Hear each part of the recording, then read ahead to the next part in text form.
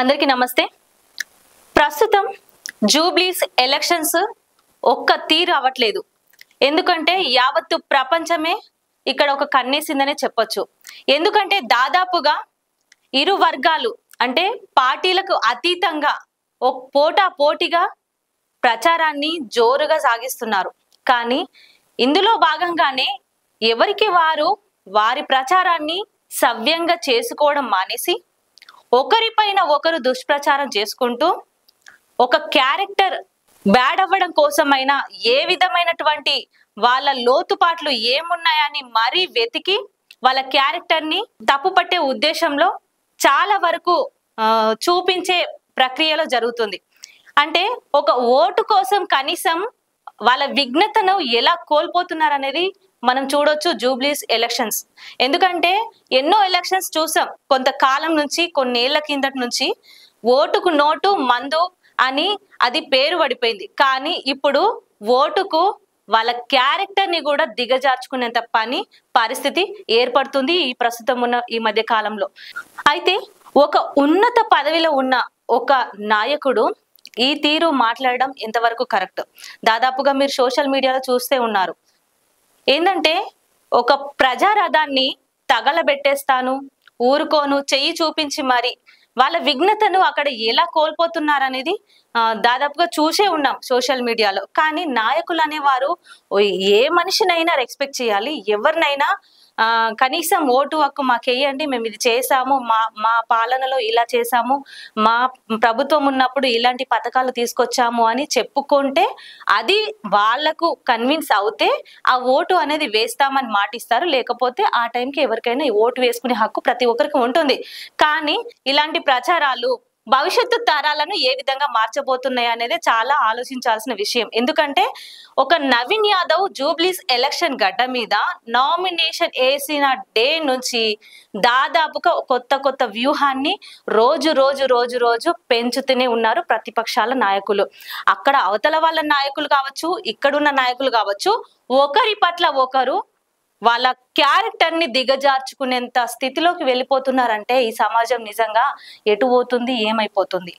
ఇలాంటి నాయకులను చూసి ప్రజలు ఏ విధమైనటువంటి ఆలోచనలోకి పడిపోతారనేది ఆలోచించాలి. ఎందుకంటే మనం ఒక పదవిలో ఉండాలి, ఒక పదవి కావాలని కోరుకుంటున్నప్పుడు అది ప్రజలకే వదిలేస్తాం, ప్రజలే నిర్ణయిస్తారు, ప్రజలకే ఓటు వేసే హక్కు ఉంది. కాబట్టి దాన్ని కూడా మరీ ఇంతలాగా ఒకరి క్యారెక్టర్ ని డిసైడ్ చేసి ఈ విధంగా దుష్ప్రచారాలు చేయడం ఎంతవరకు కరెక్ట్ అనేది ఆలోచించాలి.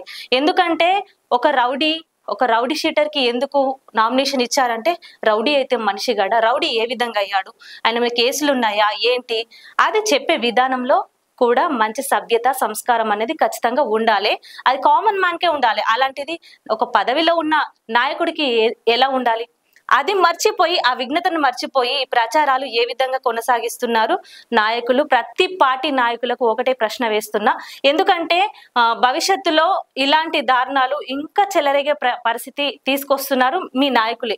ఎందుకంటే ఈ రోజు ప్రజలు వాడు ఇలా చేశారా, వీడు అలా చేశారా అని చెప్పుకునే పరిస్థితిని మీరే కల్పిస్తున్నారని చెప్పొచ్చు. ఎందుకంటే దాదాపుగా ఈ నామినేషన్ ఎవరైతే జూబ్లీస్ ఎలక్షన్ లో కాంగ్రెస్ పార్టీ నుంచి నవీన్ యాదవ్ కి ఏ రోజైతే ఒక బీసీ బిడ్డకు నామినేషన్ ఇచ్చారో ఆ రోజు నుంచి ఖచ్చితంగా రౌడీ రౌడీ రౌడీ అని మెన్షన్ చేస్తున్నారు. మరి అంతకు ముందు రౌడీ అని తెలియలేదా?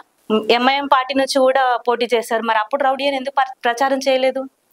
ఓడిపోయాడు కూడా అప్పుడు, అది పక్కన పెడితే మరి అప్పుడు ఎందుకు ప్రచారం చేయలేదు? కేవలం ఒక ఎంఐఎం పార్టీ నుంచి వచ్చి ఇప్పుడు ఈ రోజు కూడా అజారుద్దీన్ కి మంత్రి పదవి ఇచ్చారని కూడా తప్పుడు ప్రచారం చేస్తున్నారు. వాళ్ళు ఏ విధంగా ప్రచారం చేసినా కూడా ఓటు ప్రజలు ఎవరికి వేస్తారో వాళ్ళకే వేస్తారు. నిజానికి బీఆర్ఎస్, బీజేపీ అండ్ కాంగ్రెస్ ఈ మూడు పార్టీలకు నిజంగా ఒక తీరు రావట్లేదు. అంటే వాళ్ళకు వాళ్ళు విమర్శించుకొని వాళ్ళకు వాళ్ళు మేమంటే మేం గొప్ప, మేమంటే మేం గొప్ప అనే తరుణంలో వాళ్ళ విఘ్నతను ఎలా కోల్పోతున్నారు అనేది కూడా ప్రతి నాయకుడు, ప్రతి పార్టీ నాయకులు కూడా ఆలోచించాలి. నిన్న కేటీఆర్ ఒక మాట అన్నాడు, ఇండైరెక్ట్ గా, అది డైరెక్ట్ గా చెప్పినా ఇండైరెక్ట్ గా చెప్పినా కానీ ఒక చెడును ప్రేరేపించే విధమైనటువంటి పదం వాడాడు. ఏంటంటే వాళ్ళు డబ్బులు ఇస్తే తీసుకోండి, ఓటుకు 1000 ఇస్తే తీసుకోండి, 5000 ఇచ్చినా తీసుకోండి, 10,000 ఇచ్చినా తీసుకోండి. అంటే ఇక్కడ ఓటుకు నోటు అని ప్రేరేపించడం ఒక నాయకుడి నోట్లోంచి రావడం నిజంగా అది ఏమనుకోవాలో కూడా అర్థం కావట్లేదు. అంటే ఒక పార్టీలో ఉండి, ఒక మంచి పార్టీలో ఉండి గత 10 ఏళ్ళు కేసీఆర్ చేసిన పాలనని ఒక్క మాటతో తీసేసినంత పని అయిందని చెప్పొచ్చు. ఆ పార్టీ కార్యకర్తలకు అరే బాగా మాట్లాడిండు, మంచిగా మాట్లాడిండు అనిపించవచ్చు, కానీ చూసే ప్రజలకు, నాలాంటి వాళ్ళకి ఎస్పెషల్లీ ఓటుకు నోటు ఖచ్చితంగా ప్రేరేపించే వ్యక్తిగా మారాడు అని అర్థమవుతుంది. ఎందుకంటే 5,000 ఇచ్చినా తీసుకోండి, 10,000 ఇచ్చినా తీసుకోండి, కానీ ఎవరికి వేయాలో వాళ్ళకే ఓటేయండి అంటే ఈ విధమైనటువంటి మెసేజ్ ఇవ్వడం, అది కేటీఆర్ ఇవ్వడం ఏ విధంగా కరెక్ట్ అంటారు? అలాగా ప్రతి ఒక్కరు అంటే సమాజంలో ఓటుకు నోటు దొంగతనాలను కానీ డైరెక్ట్ కాకపోయినా ఇండైరెక్ట్ గా కానీ ఖచ్చితంగా ఓటుకు నోటు జరుగుతుందని చెప్పొచ్చు. ఇది ఇండైరెక్ట్ గా మరి దీన్ని ఎందుకు పోర్ట్రేట్ చేయట్లేదు? మరి దీన్ని ఎందుకు నెగిటివ్ గా చేయట్లేదు? ఓటును ప్రేరేపించిన వ్యక్తిగా ఆయన మీద ఎందుకు కేసు పెట్టట్లేదు? ఇది మరి ఇలాంటివి పట్టించుకోరు. ఒక మంచి నాయకుడు వస్తే మాత్రం ఎన్నో అబండాలు, నిందలు వేస్తారు. నిజానికి సమాజానికి కావాల్సింది ఒక మంచి నాయకుడే కదా, దాన్ని ఎందుకు ప్రోత్సహించరు? సో ఈ సమాజం నిజంగా ఎటు మల్లుతుంది, ఏం కథ అనేది ప్రజలు ఖచ్చితంగా విఘ్నతను కోల్పోవద్దు. ఏ నాయకులు వచ్చినా, బీఆర్ఎస్ పార్టీ నాయకులు వచ్చినా, బీజేపీ పార్టీ నాయకులు వచ్చినా, కాంగ్రెస్ పార్టీ నాయకులు వచ్చినా, ఇంకా ఇతర పార్టీ నాయకులు ఎవ్వరు మీ ఇంటి ముందుకు వచ్చినా కానీ మీ విఘ్నతను మీరు ఖచ్చితంగా కోల్పోవద్దు. మీ ఓటు హక్కును అనేది ఖచ్చితంగా మంచి నాయకుడికి వేసుకుంటే ఖచ్చితంగా ప్రతిరోజు ఒక బానిసత్వంలో బతికే పని ఉండదు. ఎందుకంటే మొన్న ఆర్ఎస్ ప్రవీణ్ కుమార్ కూడా ఓ మాట అన్నారు. ఆర్ఎస్ ప్రవీణ్ కుమార్ దళితులకి ఎంతో నిజంగా అండగా ఉండే మనిషి. అలాంటి వ్యక్తి ఎంతో మందికి ఆదర్శం. అంటే తన జాబ్ ని కూడా వదిలేసుకొని ప్రజల కోసం, ప్రజల పక్షం నిలబడడం కోసం ఎంతో మందికి స్ఫూర్తిదాయకమైన అలాంటి మనిషి నోట్లోంచే కూడా నీ అయ్య జాగిరా అన్న పదం వచ్చిందంటే, అంటే ఒకరికొకరు పార్టీలో ఉన్న వాళ్ళే కమ్యూనికేషన్ వాళ్ళకు ఏ విధంగా ఉంటుందనేది ఆలోచించుకోవచ్చు. అంటే మంచిగా వెళ్తున్నారు, మంచిగా బయటికి వస్తున్నారు, ప్రజలకు సేవ చేయాలని మంచిగా వస్తున్నారు, కానీ ఒక పార్టీని తీసుకున్న తర్వాత, ఒక పార్టీ కండువ కప్పుకున్న తర్వాత ఎందుకు ఇలా మాటల విధ్వంసాలు బయటకు వస్తున్నాయి? ఎందుకు ప్రజలకు మంచి జరగాలన్న ఆలోచన విధానం ఎందుకు మారిపోతుంది? అంటే పార్టీ మార్చేస్తుందా? పార్టీలో ఉన్న మనుషులు మారుస్తున్నారా?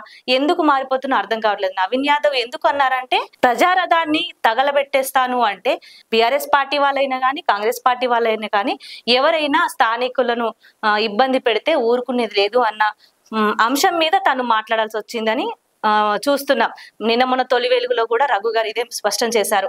అలాంటిది ఇలా మాట్లాడడం వల్ల నీ అడ్డనా, నీ అయ్య జాగిరా అని ఆర్ఎస్ ప్రవీణ్ కుమార్ అనడంలో అర్థమే లేదని అర్థమవుతుంది.